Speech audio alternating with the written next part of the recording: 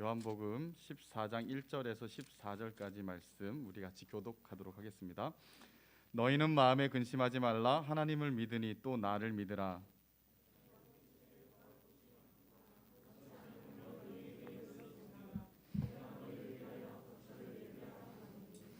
가서 너희를 위하여 거처를 예비하면 내가 다시 와서 너희를 내게로 영접하여 나 있는 곳에 너희도 있게 하리라. 도마가 이르되 주여 주께서 어디로 가시는지 우리가 알지 못하거늘 그 길을 어찌 알겠사옵나이까.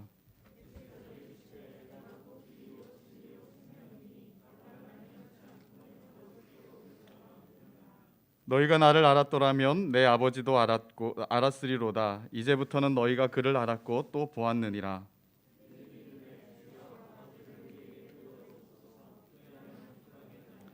예수께서 이르시되 빌립아 내가 이렇게 오래 너희와 함께 있으되 내가 나를 알지 못하느냐. 나를 본 자는 아버지를 보았거늘 어찌하여 아버지를 보이라 하느냐.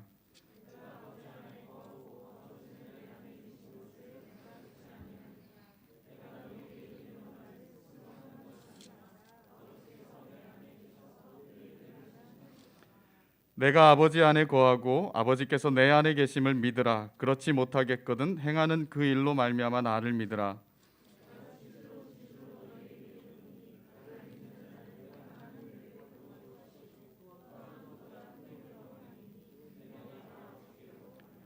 너희가 내 이름으로 무엇을 구하든지 내가 행하리니 이는 아버지로 하여금 아들로 말미암아 영광을 받으시게 하려 함이라. 내 이름으로 무엇이든지 내게 구하면 내가 행하리라. 아멘. 네. 지난주에 우리는 요한복음 10장을 두 주에 걸쳐서 살펴봤는데요. 갑자기 오늘 본문이 14장이었습니다. 그래서 3장이나 건너뛰고 우리가 말씀을 살피는데요. 그 사이 말씀을 아주 간단하게 생각해 볼게요. 11장은 죽은 나사로의 이야기입니다. 나사로는 죽은 지 나흘째 벌써 냄새나는 상황이었고요. 주님은 그 상황에 그것을 찾으셔서 돌을 옮겨 놓게 하시고 하늘 향해 아버지께 기도하시고 큰 소리로 외치셨습니다. 나사로야 나오라 라고 이렇게 외치셨습니다. 그러자 죽은 자가 수족을 배로 동인 채로 그리고 그 얼굴은 수건에 쌓인 채로 무덤에서 나왔습니다. 주님의 이 외침과 부르심은 생명을 창조하시는 외침과 부르심이었습니다. 죽어 벌써 나흘이 되어서 냄새나는 그를 살리셨던 것이죠. 주님은 이처럼 생명의 창조의 능력으로 우리를 부르십니다. 그것이 외침이든 아니면 세미한 음성이든 우리 개인적인 시간에 있던 어떤 상황에 있든 설교의 예배의 자리든 어떤 자리에든 주님께서 그 음성을 바라셔서 그 인생의 귀를 뚫고 그 영혼의 명령하심으로 말미암아서 사람을 소생케 하시는 것이 주님이 하시는 일이라는 것을 오늘 이 나사로의 이야기를 통해서 그림처럼 보여주고 있는 것이죠. 오늘뿐만 아니라 개인적으로 말씀을 묵상하고 또 큐티하고 하는 읽고 하는 그 모든 시간들을 통하여서 하나님의 이 같은 능력이 여러분들을 사로잡기를 원합니다. 우리를 살리시기도 하시고 회복시키시고 치료하시고 때로는 위로하시는 이 생명의 능력으로 세미한 음성으로 때로는 외침으로 우리에게 말씀을 통해 하시는 그 주님의 음성이 여러분들의 귀를 뚫고 들어가서 여러분들의 영혼 가운데 생명을 창조해 내시는 그런 일들이 일상에 아주 익숙하도록 아주 비일비재하도록 일어나는 여러분들의 삶이 되시기를 축복합니다. 자, 이 나사로 사건이 있은 후에 45절을 보면 많은 유대인들이 믿었다라고 이렇게 이야기하고 있어요. 그런데 어떤 자들은 바리새인들에게 가서 이것을 알렸다라고 이렇게 얘기합니다. 그리고 이 들은 사람들이 53절을 보면 이날부터 예수님을 죽이려고 모의했다라고 이렇게 기록하고 있어요. 예수 그리스도가 이제 점점 마지막 시간이 가까워지고 있는 것이죠. 그리고 심지어 12장을 보면 대제사장들이 모여서 모의를 하는데 예수님뿐만 아니라 나사로까지 죽이려고 해요. 왜냐하면 이 나사로 때문에 믿는 사람이 점점 예수님을 믿는 사람들이 많아졌기 때문에 나사로도 같이 죽이려고 하는 모의를 하게 되는 거죠. 이제 6월절이 가까이 왔습니다. 우리가 10장에서 수전절 이야기할 때 그 수전절이 12월 달이라고 했어요. 그죠? 그리고 4개월 정도 지났고 이제 6월절, 우리로 하면 부활절, 고난주간과 부활절이 이제 다가왔습니다. 그리고 예수님은 예루살렘으로 이제 올라가시게 된 거죠. 자, 제자들은 이런 시간 가운데서 좀 어수선한 느낌을 받았어요. 뭔가 이렇게 예수님을 향한 적개심은 점점 높아지고 뭔가 분위기가 심상치 않다라는 것들을 느끼고 있었고, 예수님은 자신이 자꾸 떠나신다라는 이야기를 하셨고, 그리고 심지어 마지막 만찬에서는 예수님 13장의 이제 이야기인데요, 제자들의 발을 씻길 뿐만 아니라 너희 중에 한 명이 나를 팔게 될 것이고, 그리고 그 수제자 베드로는 나를 3번이나 부인하게 될 것이다 라고 이렇게까지 예고를 하신 거예요. 그래서 이 제자들의 마음이 편하지 않는 거예요. 근심거리가 많고 여러 가지 상황 가운데서 이게 도대체 뭔가라고 하면서 지내고 있을 그때 14장 1절에 그 제자들에게 예수님이 이렇게 말씀하시는 겁니다. 너희는 마음에 근심하지 말아라. 하나님을 믿으니 또 나를 믿어라 라고 이렇게 이야기를 했어요. 자, 이렇게 많은 근심과 두려움과 불안감에 쌓여 있는 제자들에게 예수님께서 근심하지 말아라 라는 위로와 권면을 던져주고 계신 거예요. 근데 사실 이걸 거꾸로 한번 생각해 보세요.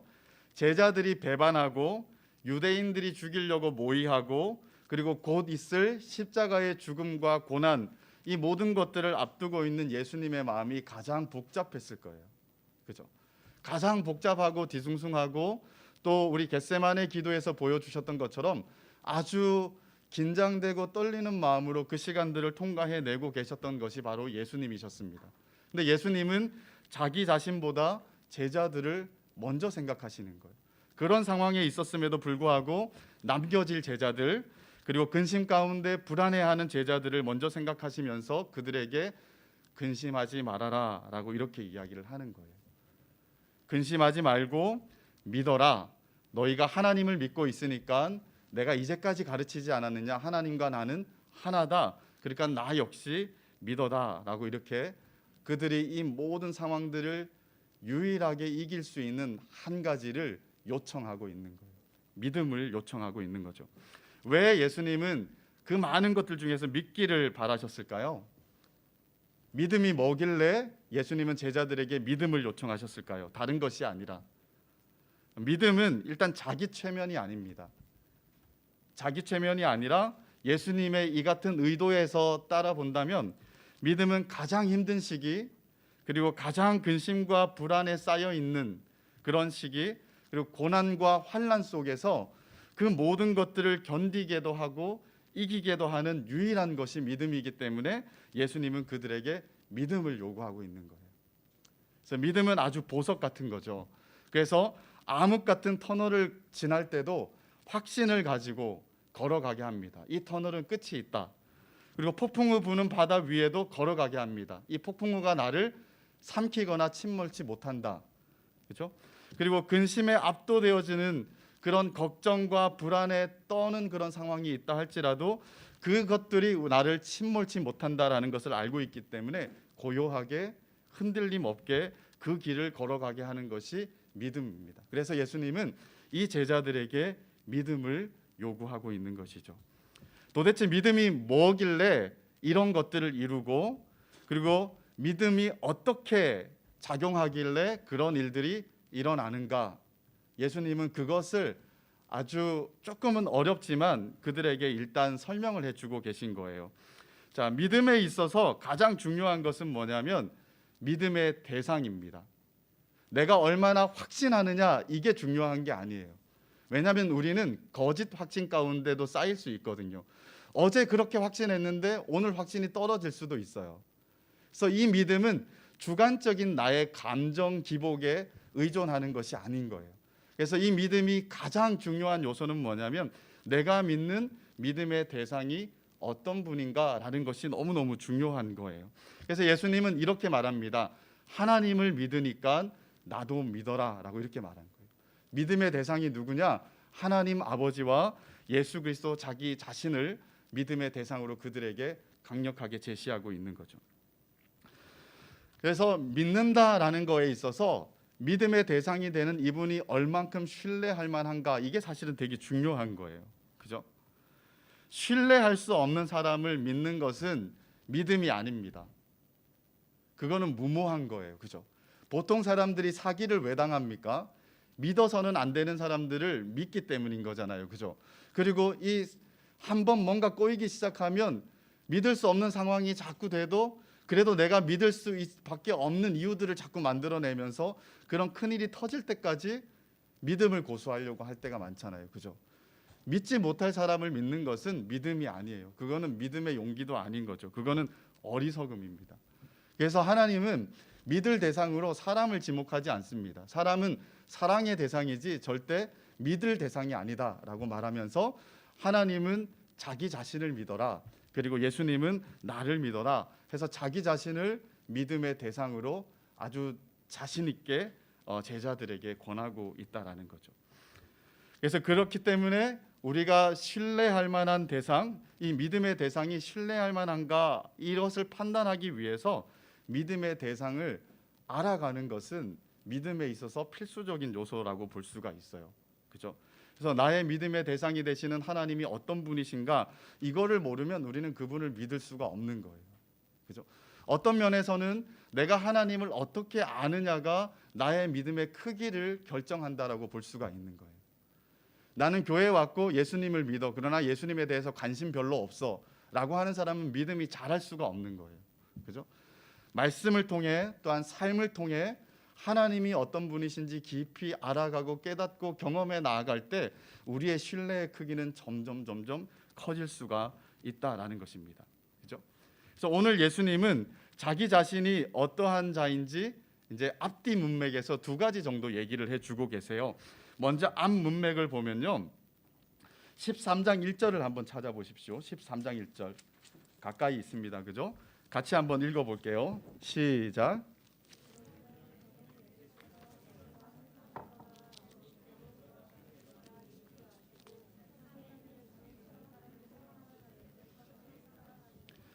자, 예수님께서 13장 1절에서 자기가 어떤 자인지 알려줘요. 10장에서는 나는 선한 목자다, 양들을 위해 목숨을 버리는 자다라고 소개를 해주셨어요. 그죠?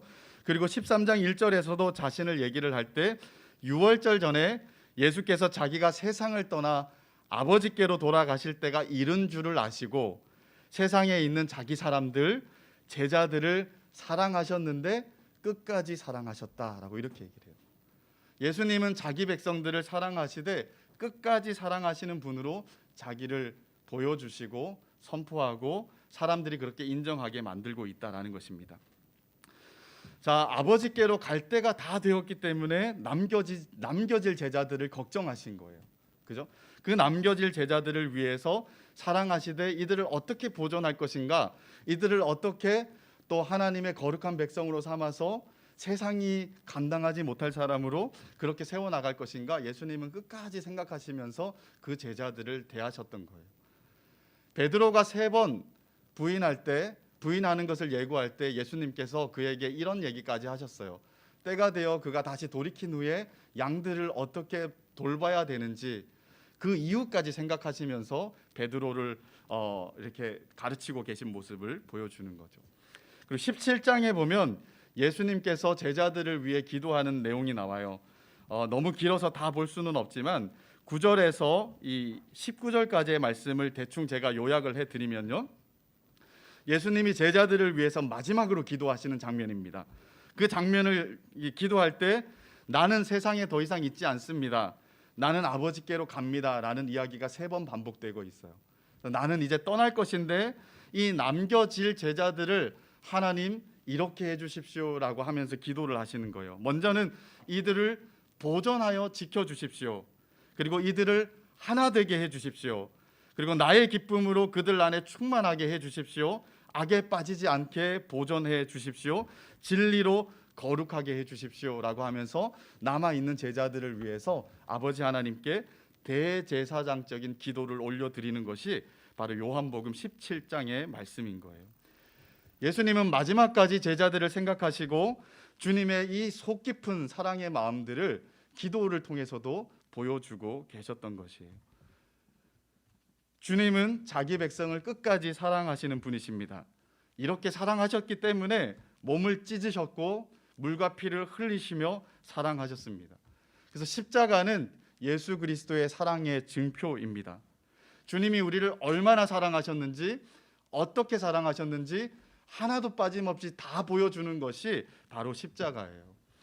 그래서 사도 바울은 갈라디아 교인들에게 이렇게 말하죠. 어리석도다 갈라디아 교인들이여, 누가 너희를 깨어서 다른 것에 목을 매게 만드느냐? 나는 십자가 외에는 자랑할 게 없다라고 얘기를 하면서 십자가를 얘기를 하는 모습을 보여줍니다. 자, 사랑하는 여러분, 이처럼 예수 그리스도가 자기 백성을 끝까지 사랑하시는 하나님이다라는 사실을 여러분들은 얼만큼 느끼고 있습니까? 요즘 주님은 나를 사랑하시는 것 같지 않고 숨어 계신 분 같아 라는 시간들이 점점 오래되지는 않았습니까? 근데 사도 바울은 이렇게 말합니다. 너희 눈에 밝히 보인다라고 말해요. 예수께서 너희를 사랑하셔서 십자가에 못 박히신 것이 밝히 보이거늘 누가 너희를 깨웠느냐 이 어리석은 자들아 라고 이렇게 얘기를 하는 거예요. 이런 책망과 이런 이 찌르는 소리를 우리가 사실 들어야 되는 상황에 있지는 않습니까? 예수 그리스도의 십자가와 그 복음을 생각하면서 주님이 우리를 얼마나 사랑하시는지 다 잊어버리고 그냥 홀로 고아와 같이 살아가고 있는 모습이 만약 우리라면 주님은 이미 우리에게 보여주실 것을 다 보여주셨는데 보지 못하고 가는 우리가 문제라 그런다면 우리 편에서 하나님 앞에 회개하고 또 간청하고 기도하면서 우리의 마음 눈을 밝히 열어주십시오 하고 하나님 앞에 나아가야 되지 않을까 싶습니다. 우리가 믿음으로 반응하지 못하고 우리의 신뢰가 깊지 못한 이유가 바로 여기에 있는 것 같아요. 그죠? 밝히 보여주셨는데 그걸 보기를 거부해요. 그걸 생각하기를 거부합니다. 그리고 우리가 원하는 것들을 얘기합니다. 들어주시지 않는 하나님을 향한 아픔과 속상한 마음을 가지고 봐야 될 것들을 보지 않고 우리의 이 잘못된 왜곡된 감정에 휩싸여서 계속해서 침몰하고 있는 것이 혹시 오늘 우리들의 모습은 아닌가? 좀 우리를 좀 다 들여다봤으면 좋겠습니다.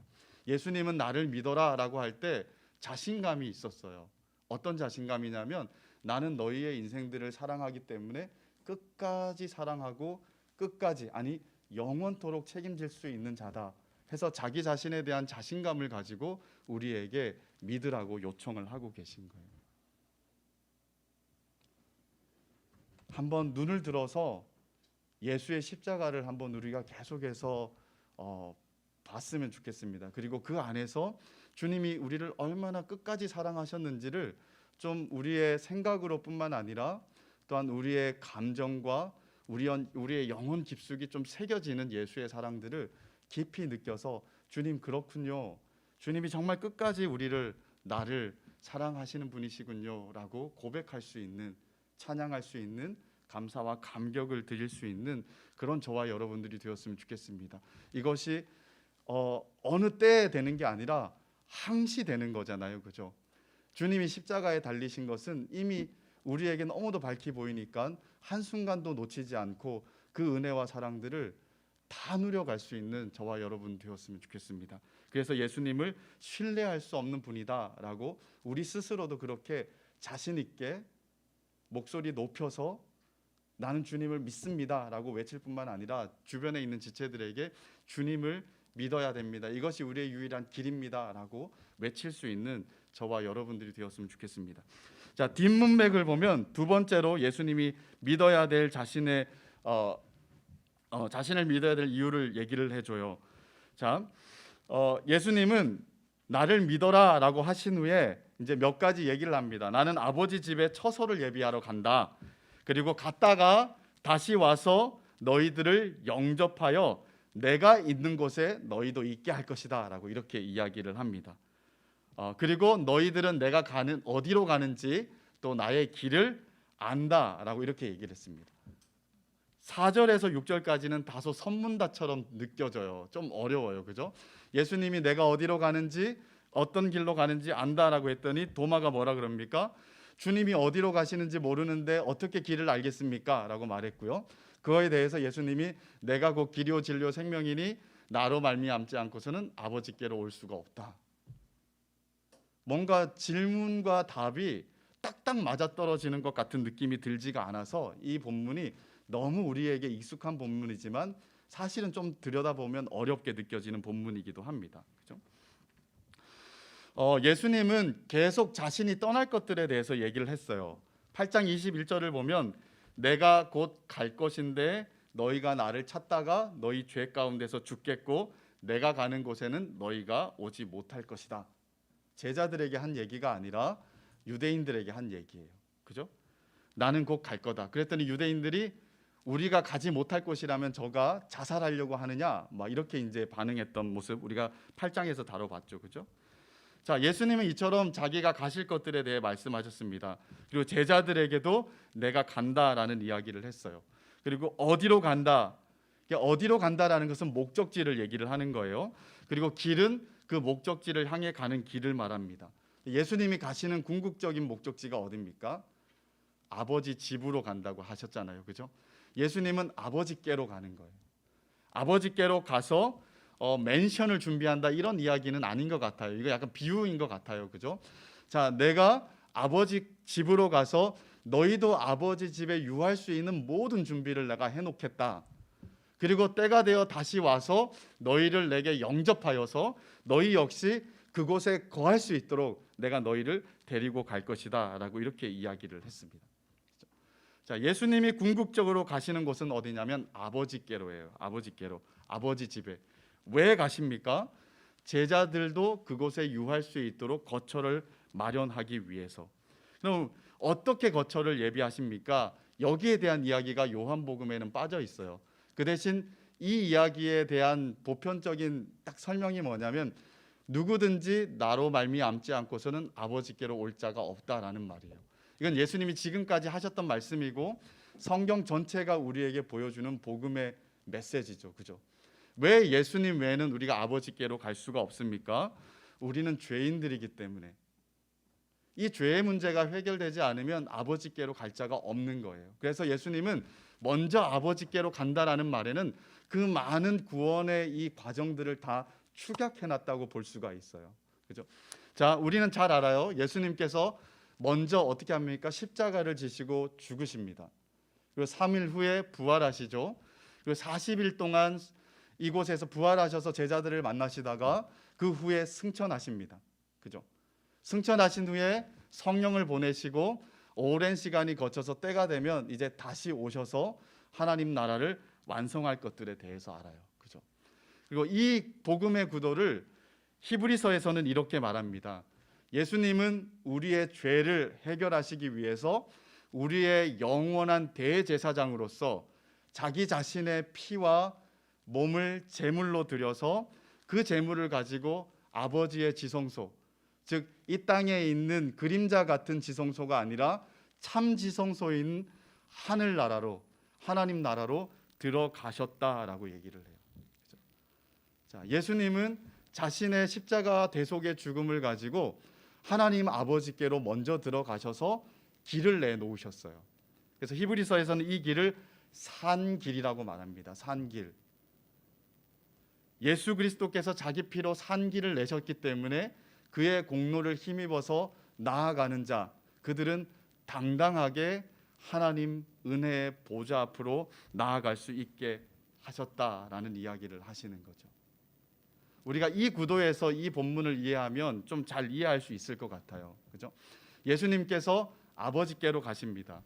그리고 아버지께로 가셔서 하시는 일이 뭐냐면 우리 모든 믿는 자들 그리고 하나님이 사랑하시는 끝까지 사랑하시는 그 하나님의 백성들이 하나님 보좌와 하나님의 임재 앞에 들어올 수 있도록 그 모든 것을 예비하러 가시는 거라고 보면 되는 거죠.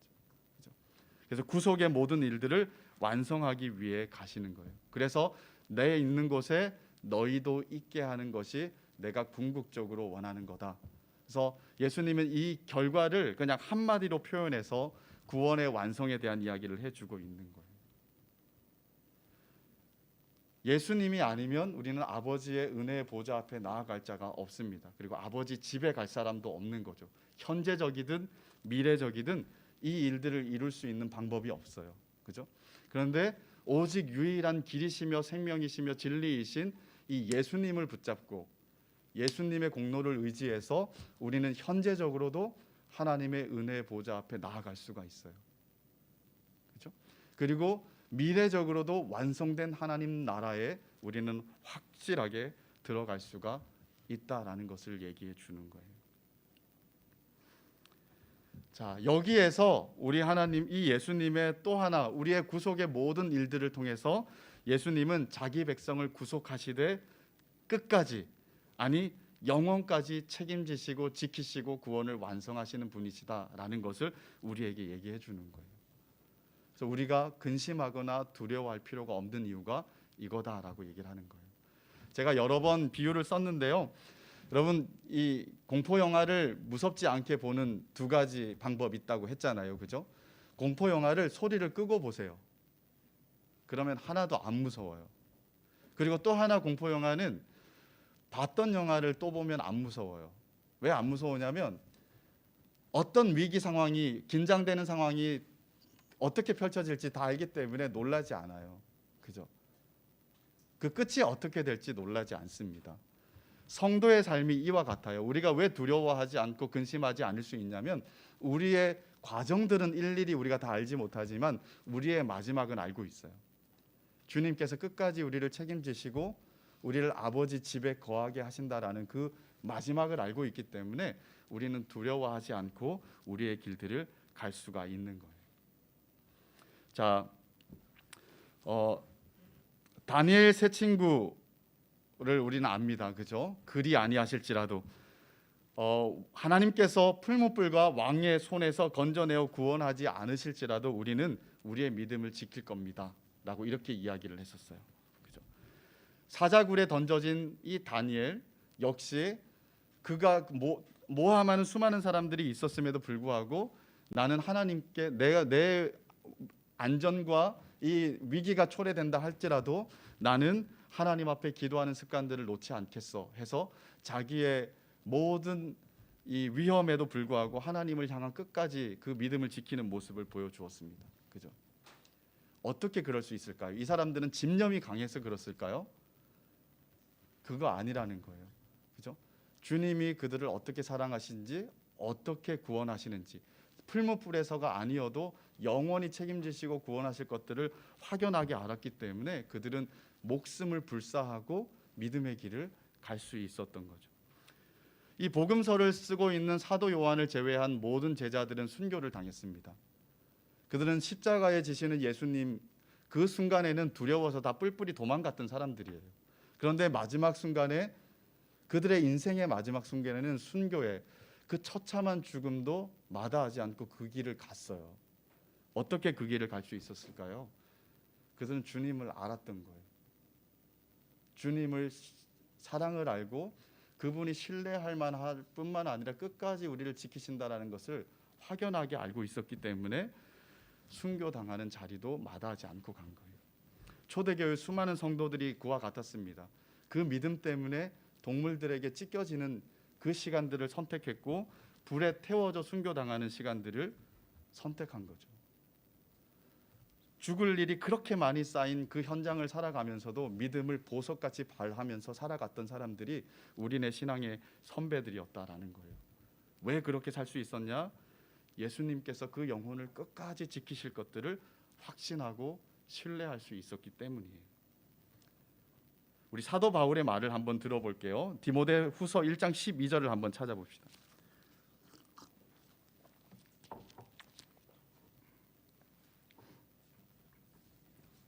디모데후서 1장 12절 같이 한번 읽어볼게요.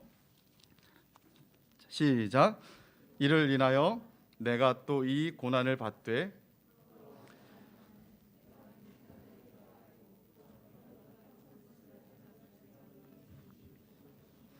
네. 이를 인하여 내가 또 이 고난을 받되 부끄러워하지 아니함은 나의 의뢰한 자를 내가 알고 또한 나의 의탁한 것을 그날까지 저가 지키실 줄을 확신함이라라고 말합니다. 자, 이것은 죽음을 눈앞에 둔 사도 바울의 마지막 서신서의 고백이에요.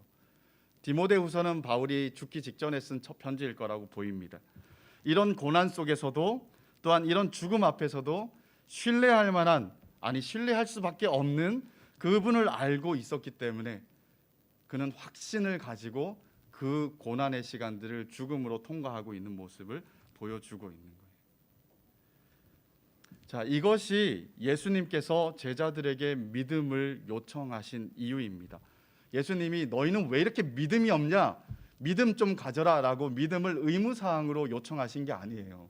그게 아니라 이 남겨질 제자들, 근심과 수많은 두려움과 불안감 속에 쌓여 있을 이 제자들에게 너희가 이 근심과 불안과 어려움들을 이길 수 있는 유일한 것이 믿음이다. 그러니까 너희는 믿음을 가져라, 나를 믿어라 라고 하면서 주님의 사랑 깊은 속마음에서 비롯된 것이 이 요청이라는 거예요. 책망이 아니라 그들을 위한 사랑의 요청이었다라고 이렇게 보여져요. 그리고 오늘 이 요청은 우리에게도 동일하게 바래지고 있는 거예요. 사랑하는 여러분, 우리의 믿음은 어떻습니까? 코로나 그러는데 제가 한번 이 설교 했었어요. 그죠? 초대교회 때부터 아니면 구약 성도들에게서부터 지금에 이르기까지 교회와 성도들이 고난을 당한 것들을 그렇게 수치화할 수는 없지만 등급을 나눠본다고 한번 생각을 해보자고 그랬어요. 그죠? 등급을 나눠본다 그러면 초대교회 성도들이 그렇게 순교를 불사하며 당했던 그 고난들하고 오늘 우리가 당하는 코로나가, 오늘 우리가 당하는 삶에 있어서의 어려움들과 아픔들이 등급적으로 따진다면 그것과 비교가 되겠느냐라는 거예요. 더 심각하고 어려운 것 앞에서도 믿음을 보석같이 바랬는데 우리는 그것보다도 한참 못한 것들 앞에서도 쉽게 무너지는 모습을 보여주는 거예요. 자, 이거는 우리의 믿음의 상태를 보여주는 거예요. 그러면 우리의 믿음이 어디에 기초하고 있기 때문에, 도대체 우리의 믿음이 무엇에 기초하기 때문에 이렇게 쉽게도 무너지는가? 라고 한다면, 오늘 말씀에 따른다면 우리가 몰라도 주님을 너무 모른다라는 것 외에는 답이 없는 거예요. 우리가 주님을 너무 모르고 너무 경험한 것이 없고 믿는다고 해왔지만 사실은 우리 안에 그런 주님을 깊이 경험하는 결과들이 별로 없었다라는 것들을 반증해 줄 뿐이라는 거예요. 그래서 우리의 믿음이 모래성과 같이 조금만 어려워도 와르르 무너지는 거예요. 내 마음에 조금 안 들면 와르르 무너지고, 이런저런 이유를 가지고 우리가 신실하게 신앙생활을 하거나 예배드리지 못하는 이유들을 대기 시작을 하는 거예요.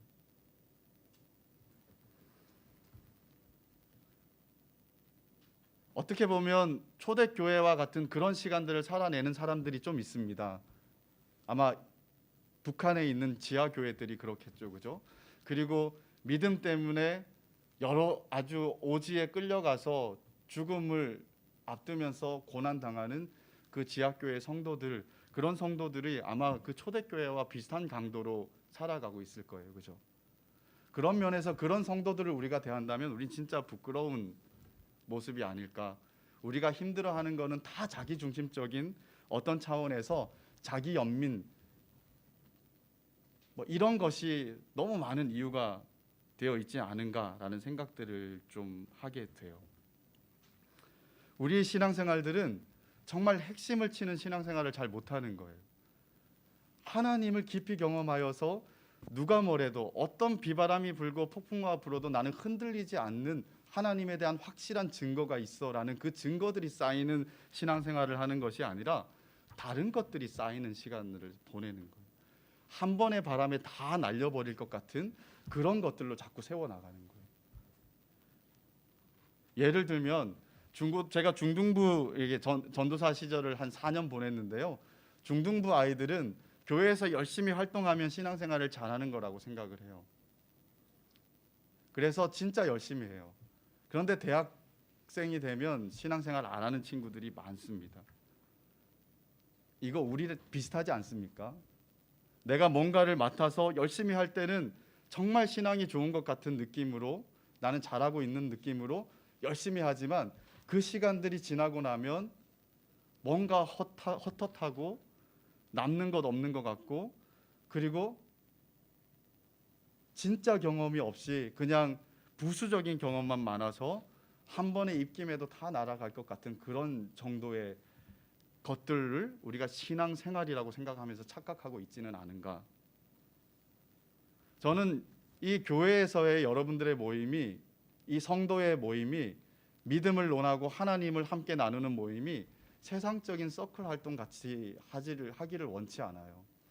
그리고 섬기는 일조차도 그렇게 하지 않았으면 좋겠습니다. 우리만 좋고 많은 것 같은 그런 느낌을 하지 않았으면 좋겠어요. 어떤 지체가 이런 말을 했습니다.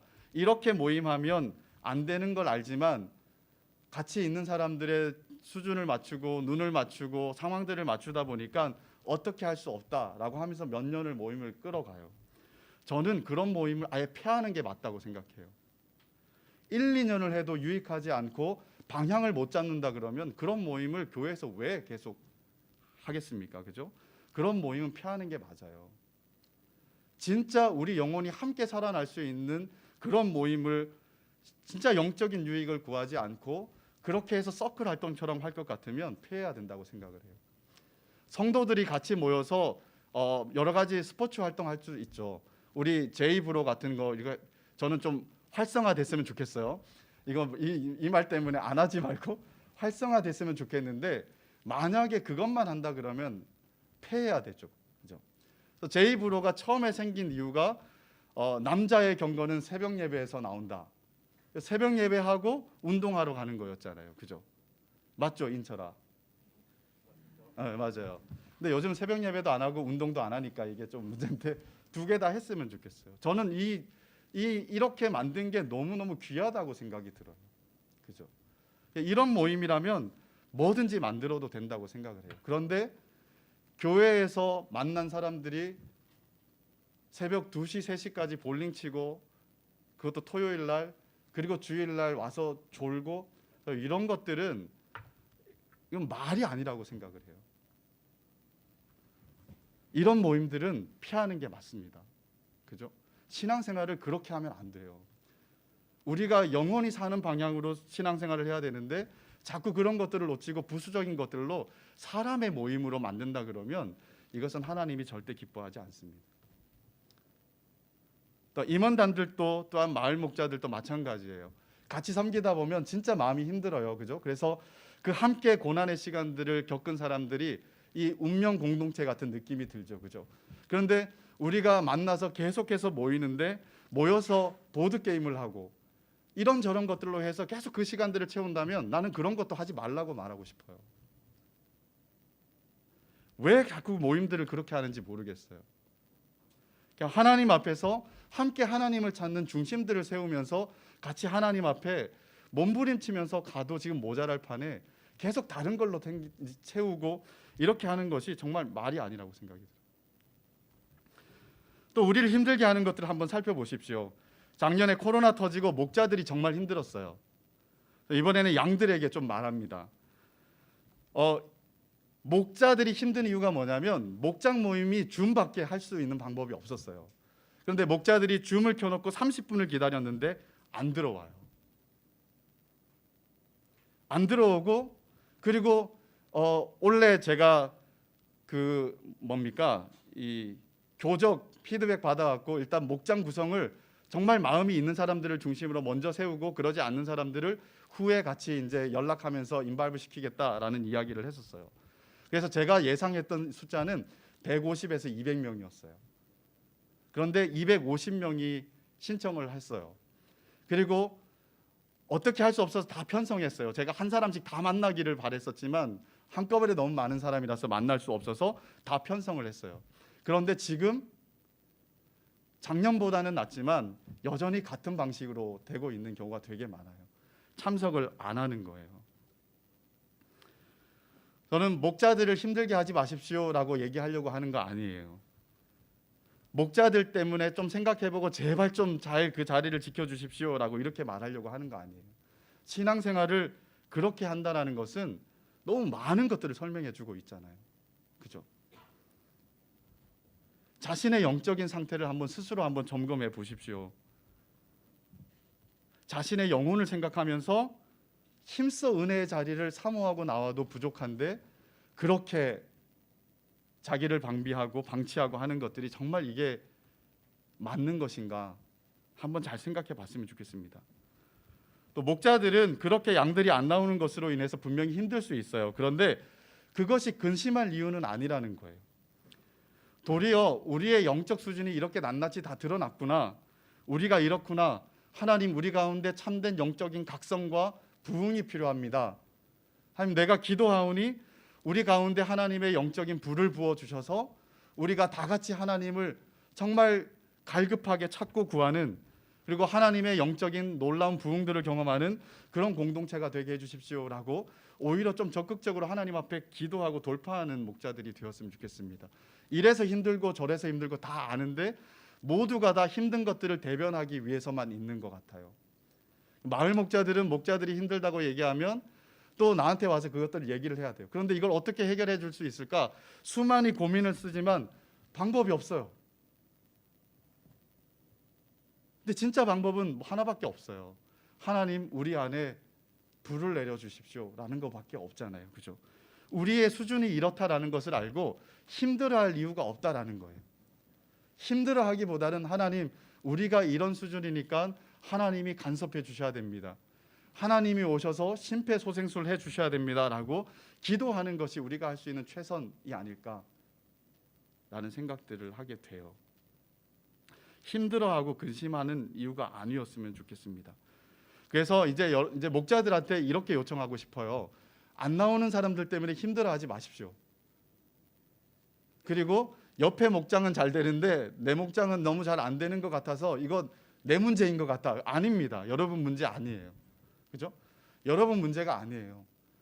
문제라면 마을 목자와 저가 문제죠. 왜? 구성을 그렇게 했으니까. 우리는 구성을 어떻게 했냐면 이렇게 생각했어요. 이렇게 하면 잘 나오는 사람, 안 나온 사람 이렇게 포지션이 맞겠지. 근데 큰 착각이더라고요. 우리의 판단은 항상 그렇게 미스투성이다라는 생각들이 들어요. 그래서 안 되는 것은 이 코로나 상황 가운데 우리가 하나님 앞에 반응할 기력이 없는 것이 문제인 거지 여러분들의 문제가 아니라는 거예요. 그래서 저는 단 한 명이 나와도 아니면 두 명이 나와도 만약에 나오는 사람이 없으면 새 가족들과 함께 같이 다시 목장 이 분위기들을 반전시키면서 나오는 사람끼리라도 이렇게 하나님이 이렇게 신뢰할 만하구나, 하나님이 이렇게 우리를 사랑하시구나라는 그 사실들을 함께 풍성히 나누면서 은혜를 누릴 수 있는 자리로 만들어냈으면 좋겠어요. 물론 안 나오는 사람들을 손을 놓으라는 얘기가 아니에요. 사랑하면서 끝까지 공지하고 그리고 끝까지 책임지면서 권면하지만 그렇다고 해서 그 안 나오는 것 때문에 힘들어하지는 말자라는 거예요. 그냥 이 상황들을 그대로 인정하고 내 목자도 또 양들도 어떻게 누릴 수 있을까? 어떻게 우리가 이 시간들을 보석과 같은 믿음을 바라는 시간으로 만들 수 있을까?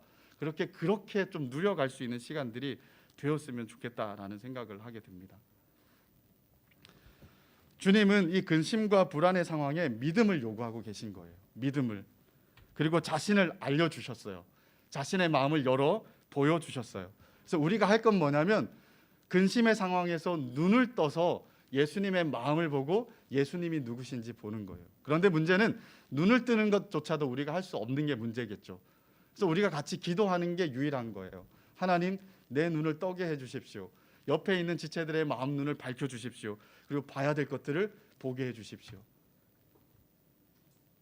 그래서 우리 안에 간절한 기도의 소리가 훨씬 더 넘쳐나는 그런 시간들로 우리가 좀 만들어 갔으면 좋겠습니다. 그리고 그럴 때 성령께서 우리 가운데 놀랍게 역사하셔서 필연적으로 깨닫게 하시고 살리시는 역사가 반드시 일어나는 것들 우리가 다 같이 경험하고 하나님의 역사하심과 공동체가 하나님을 믿는다라는 것이 이런 거구나라는 것들을 좀 초대 교인들처럼 알고 통과해내는 저희들이 되었으면 좋겠습니다. 제가 5분만 더 뒷부분 설교 말씀 나누고 마칠게요. 두 번째는 이제 뒷부분인데요.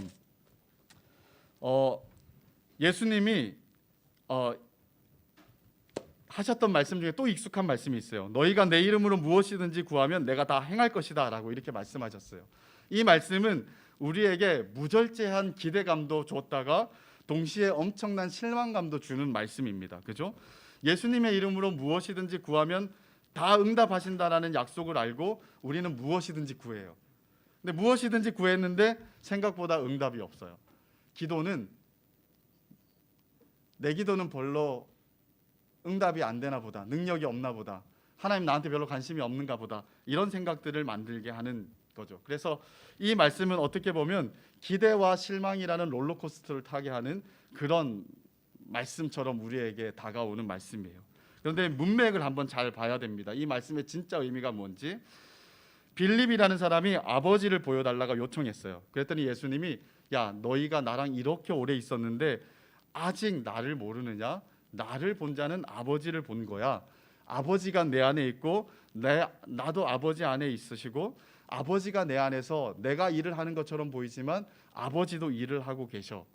그러니까 너희는 나를 믿어라. 그러나 나를 믿지 못하겠거든 내가 행한 일을 보고 나를 믿어라 라고 이렇게 얘기를 했어요. 즉 예수님과 하나님 아버지를 또 동일시하는 모습을 우리에게 보여주시죠. 그래서 예수님은 아버지와 같으시고 아버지와 함께 같은 일을 하시는 분이시다라고 이렇게 말했어요. 그리고 12절에는 이런 말을 합니다. 나를 믿는 자는 내가 하는 일을 그도 할 것이고 또한 그보다 큰 일도 하리니 이는 내가 아버지께로 감이라 라고 말합니다. 자, 예수님을 믿는 자는 예수님의 일을 한대요. 그리고 그보다도 더 큰 일을 한대요. 이게 도대체 뭘까요? 사도행전을 보면 예수님처럼 제자들이 가르치고 또 선포하고 예수님처럼 병자들을 고치고 심지어 죽은 자를 살리는 일들까지 하는 것을 볼 수 있어요. 예수님처럼 하는 것을 보죠. 그리고 예수님보다 더 큰 일을 한다고 했어요. 이 더 큰 일들이 도대체 뭔가? 아마 이런 것 같아요. 예수님은 이 땅에 오셔서 가르치시고 복음을 선포하시고 천국 복음을 선포하셨는데, 근데 그 천국 복음을 선포했을 때 많은 사람이 믿음으로 돌아오지는 않았어요.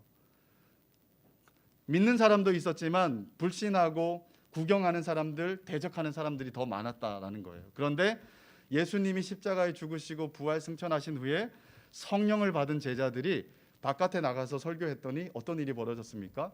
한순간에 3,000명이 회심하고 돌아와요. 한 번의 일이 아니라 수번의 일이 일어나고 오늘날 지금 이 시간까지 예루살렘 땅과 전혀 관련이 없었던 오늘 이 땅에도 수많은 믿음의 사람들이 일어나게 한 거죠. 그래서 그보다 더 큰 일이라는 것은 복음을 전파하여서 믿게 되는 수많은 사람들을 얻게 되는 일들, 구속의 역사의 일들을 이야기를 하는 거예요. 그리고 이 큰 일을 할 수 있는 이유가 뭐냐? 이는 내가 아버지께로 가기 때문이다 라고 말합니다. 자, 내가 아버지께로 간다. 이 예수님이 아버지께로 가면 어떤 일이 벌어집니까?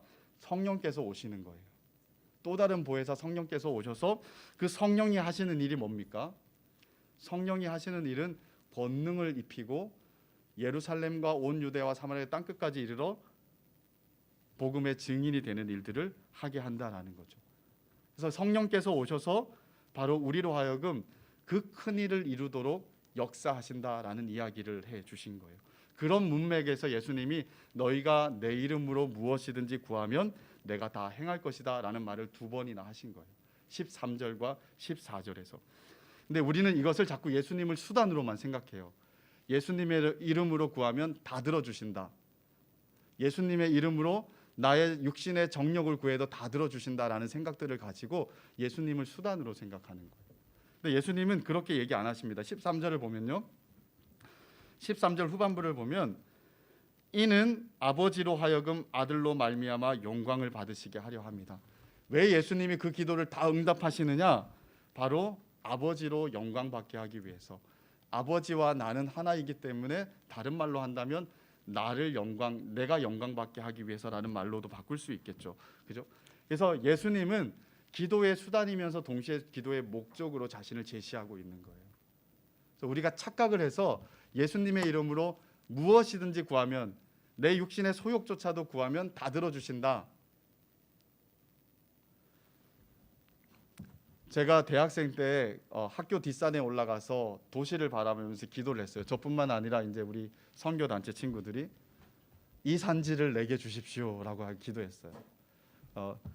그 신촌에 가면 노고산이 있거든요. 그 노고산에 올라가고 신촌을 탁 보면서 이 산지를 내게 주십시오 하면서 그 순수한 열정 가지고 엄청 기도했어요. 진심으로 기도했어요. 진심으로 기도했지만 믿지는 잘 않았던 것 같아요. 그러면서 내려오면서 친구들하고 이런 얘기를 했어요.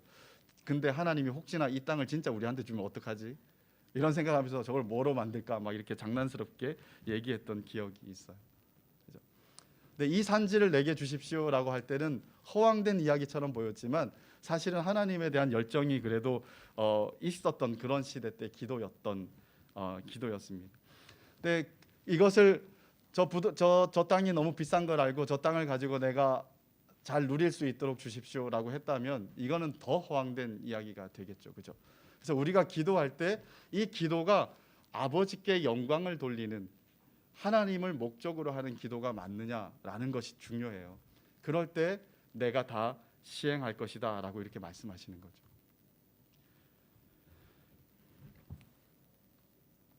사도 바울은 하나님의 구속의 경륜을 봤습니다. 하나님의 구원이 창세부터 마지막까지 어떻게 이루어지는지 봤어요. 그리고 예수 그리스도의 사건을 그렇게 이해를 했고 자기를 부르신 것을 그 안에서 이해를 했어요. 그래서 이 말을 하나님의 구속 경륜이라는 말을 바울이 되게 많이 씁니다. 오이코노미아라고 이렇게 쓰는 오이코노미아라고 쓰는데 딱 한 번 자기의 직분을 말할 때 똑같은 단어를 써요. 하나님이 나에게 하라고 하신 이 일들을 하나님의 구속 경륜이라는 단어를 가지고 와서 썼어요. 그리고 이것을 내게 주신 은혜의 경륜이라는 말로 이 에베소서 3장 2절에 번역이 되어 있습니다. 바울은 이 땅에서 내가 살아가야 될 궁극적인 목적과 비전들을 뭐로 뒀냐면 하나님의 거대한 구속의 그림 안에서 나에게 요청하는 것이 뭔가 이렇게 자신의 삶을 이해하기 시작한 거예요. 그리고 기도했어요. 그죠? 우리도 이게 필요합니다. 하나님이 전체 그리는 그림 속에서 나를 부르신 이유가 무엇이고 나에게 주신 사명이 무엇인지를 이해하고 그 안에서 하나님의 더 큰 뜻이 이루어질 것들을 바라면서 기도하고 간구할 때 하나님은 그 기도를 내가 다 시행하겠다라고 우리에게 약속하신 거예요. 말씀 맺습니다. 사랑하는 여러분, 우리의 삶은 지나치게 좀 마이크로하거나 또 개인적이지 않습니까? 하나님 나라와 복음, 그 예수의 이름 때문에 고난 가운데 있기보다는 내가 원하는 것이 잘 안 되거나 또한 나의 개인의 어떤 아픔과 약함 때문에 벌어지는 그런 이 어려움들에 쌓여 있는 것이 우리의 삶의 전부 다가 혹시 아닙니까? 정말 하나님의 거대한 구속의 경륜,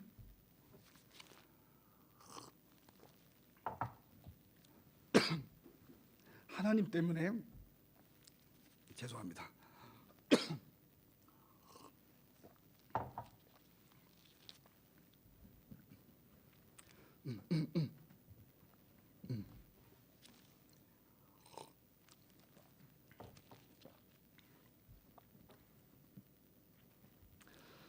하나님 때문에 받는 고난과 그 아픔이 우리에게 있습니까? 그래서 그 중에 환난과 시련 중에 기도하는 눈물로 기도하는 것이 우리 가운데 있습니까? 아니면 우리의 모든 아픔과 힘듦과 우리가 불평하는 모든 이유들을 한번 여러분들이 꺼내놓고 한번 살펴보십시오. 무엇 때문인지. 그런 우리에게 주님은 요구하시는 거예요. 눈을 들어서 믿을 만한 나를 봐라. 환경보다 더 크고 너희를 사랑하되 끝까지 사랑한 나를 봐라. 왜 자꾸 딴 것을 보고 딴 것 때문에 와르르 무너지느냐. 나를 봐라 라고 이렇게 우리에게 요청하고 계십니다. 사랑하는 우리 청년부 여러분, 신앙생활, 교회생활 이것을 너무 이렇게 죽은 단어처럼 우리가 생각하지 않았으면 좋겠어요. 신앙생활이라는 같은 단어 속에 하나님과의 그 정말 말할 수 없는 이 상호 간의 관계, 역동적인 관계들이 계속해서 일어나는, 그래서 은혜가 뭔 줄 알고 하나님의 뜻이 뭔 줄 알고 성도의 교제의 영광스러움이 뭔 줄 알아서 교회를 귀하게 여길 줄 알고 지체도 귀하게 여길 줄 알고 모임도 주님이 기뻐하시는 모임으로 만들 줄 알고 섬기는 것조차 하나도 하나님을 기쁘시게 하고 성도를 복되게 할 줄 아는 그런 모양으로 우리가 좀 섬기면서 나아갈 수 있는 그 가장 중요한 핵을 여러분들이 좀 만들어냈으면 좋겠습니다. 누가 할 수 있는 게 아니죠. 개인적이든 예배, 공동체 예배든 그 모든 시간을 통하여서 그냥 하나님을 만났다, 하나님의 임재의 보좌 앞에서 하나님을 경험했다, 이것이 여러분들의 그 예배 드리는 행위의 끝이 되었으면 좋겠습니다. 말씀을 보는 그 경건의 끝이 되었으면 좋겠어요. 그냥 말씀을 잘 봤다, 오늘도 어김없이 봤고 그리고 내가 해야 될 모든 것을 지켰다, 이 정도에서 끝나는 것이 아니라 역동적인 하나님과의 만남이 우리의 신앙생활의 모든 마침표가 반드시 되었으면 좋겠습니다. 우리 한번 같이 찬양하고 기도하기를 원합니다. 믿음 위에 서리라 찬양하는데요, 이곳에 임하신 하나님의 나라 가난한 마음으로 나 바라보리라. 먼저 그 나라 그 뜻을 구하며 나의 삶 드리리. 주님이 맡기신 하나님 나라 믿음의 눈으로 바라보리라. 하늘의 뜻이 이 땅 가운데 완성될 그날까지 믿음 다하여 그 위에 서리라. 우리의 믿음을 두고 우리 한번 같이 찬양하기를 원합니다.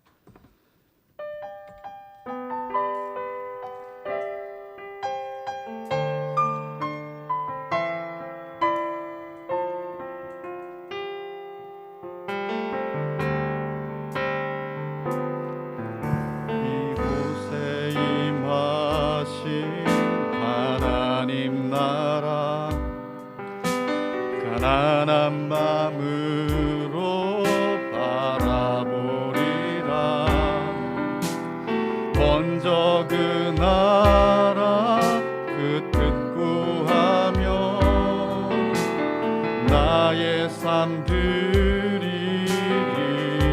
주님이 맡기신 하나님 나라, 주님이 맡기신 하나님 나라 믿음의 눈으로 바라보리라. 하늘의 뜻이 이 땅 가운데 완성될 그날까지 믿음 다하여 그 위에 서리라. 하나님의 나라는 무너지지 않으리. 믿음 다하여 그 나라 세워가리라.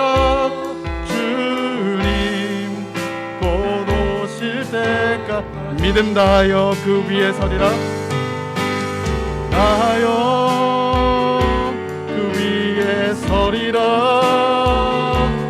하나님의 나라는 무너지지 않으리. 믿음 다하여 그 나라 세워가리라. 주님 곧 오실 때까지. 우리 한번 같이 기도하기를 원하는데요, 하나님, 우리에게 믿음을 요청하시는 주님의 음성에 반응하기를 원합니다. 나를 믿으라 라고 하신 주님이 어떤 분인지, 당신께서 우리를 위해서 무슨 일을 하셨는지, 그리고 어떻게 끝까지 사랑하시는지 나로 하여금 알고 깨닫고 누리고 확신할 수 있도록 더더욱 믿음 더하여 주시옵소서. 뿐만 아니라 또한 주님 더 큰 일을 한다고 하신 주님의 말씀 기억하면서 우리의 삶에 사로잡힌 것이 아니라 주님의 원대한 구속의 은혜 계획들을 보면서 하나님 나라를 꿈꾸면서 우리가 더 적극적으로 주님의 나라를 일구고 땀 흘리고 믿음으로 일구어내는 믿음의 귀한 하나님의 백성들 되도록, 바벨론 같은 우리의 삶의 현장에서도 그렇게 살아내도록 주님 은혜 위에 은혜를 더하여 주십시오. 같이 한번 기도하겠습니다. 사랑의 하나님, 이 시간 우리가 간절히 소망합니다. 하나님, 믿음을 요구하시는 주님의 음성에 귀 기울이게 하여 주십시오. 하나님, 근심과 환난이 많고 여러 가지 죽을 일 쌓여 있는 상황들을 우리가 살아가고 있지만 하나님, 두려워하지 아니하고 도리어 믿음으로 주님 앞에 반응하는 저희들 되게 해주십시오. 그리고 믿음은 믿음의 대상이신 주님을 아는 것이 너무도 핵심적인 것들을 우리가 아오니 우리의 눈을 열고 우리의 마음을 밝히셔서 주님이 누구인지, 주님이 어떤 마음을 우리를 바라보시는지, 또한 주님이 우리를 어떻게 사랑하시는지 한순간도 놓치지 않고 깨닫고 확신하며 살아가는 저희들 되게 해주시기 바랍니다. 하나님 또한 더 큰 일을 하셨다고 하신 주님의 말씀 기억하면서 우리가 기도를 쉬지 않는 저희들 되게 해주십시오. 우리 목자들도, 마을 목자들도, 저도 누구나 막론하고 주님께서 또한 우리 한 사람 한 사람을 통해서 일하실 것뿐만 아니라 우리 공동체를 통해서 하나님 참 일하실 것을 기대하면서 정말 기도하기를 힘쓰는 저희들 되게 해주십시오. 부흥의 불씨가 우리 가운데 살아나기를 원하고 하나님의 성령이 하늘을 열고 우리 가운데 땅을 진동하며 임하심으로 말미암아서 우리가 다 영적으로 각성하며 주님을 영화롭게 할 줄 알고 또한 주님 가장 존귀하고 귀한 분이 누구인지를 알고 우리가 어떻게 모임을 하고 어떻게 신앙생활을 하고 다 알고 반응할 수 있는 그런 놀라운 부흥의 시간들이 우리 가운데 있을 수 있도록 주님 도와주십시오. 코로나가 우리를 더더욱 지치게 만들고 영적으로 소진되게 하나님 밑바닥을 치게 만드는 상황들이지만 그러나 가장 밑바닥에 있을 때 주님께서 이 역사적으로 교회를 세우시고 깨우시고 소생케 하시고 살리신 것들을 많이 봅니다. 주님께서 우리 가운데 그런 은혜와 역사들을 베풀어내시기를 간절히 소망합니다. 그렇게 기도하는 저와 우리 모든 목자들이 다 될 수 있도록 도와주시옵소서. 사랑의 주님 감사합니다. 근심 가운데 쌓여있는 제자들에게 믿음을 요구하시며 주님이 얼마나 믿을 만한 분이신지 보여주시고 가르쳐주시고 경험케 하셨던 그 놀라운 은혜가 우리 한 사람 한 사람 가운데 넘쳐나게 해주십시오. 그래서 우리도 역시 주님 밖에는 내가 의지하고 의뢰하고 믿을 분이 없습니다 라는 것들을 철저하게 고백하고 주님 믿음으로 반응하는 저희들 되게 해주십시오. 우리 귀한 지체들이 살아가는 상황들이 얼마나 척박한지 우리는 주님 너무 잘 아시는 줄 믿습니다. 한 사람 한 사람의 삶 가운데도 찾아가 주셔서 그 어려운 상황 속에서도 믿음이 보석처럼 빛을 발하면서 끝내 승리하고 이기게 되는 주께서 사랑하시는 귀한 주님의 자녀들, 우리 청년들 될 수 있도록 은혜 위에 은혜를 더하여 주시옵소서. 감사드리며 예수님의 이름으로 기도드립니다. 아멘.